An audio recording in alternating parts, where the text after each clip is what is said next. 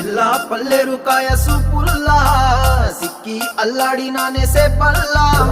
పసిడి పచ్చాని అరసే తుల్లా ధర పోస్తా ప్రాణాలు తానే అడగాల సీతా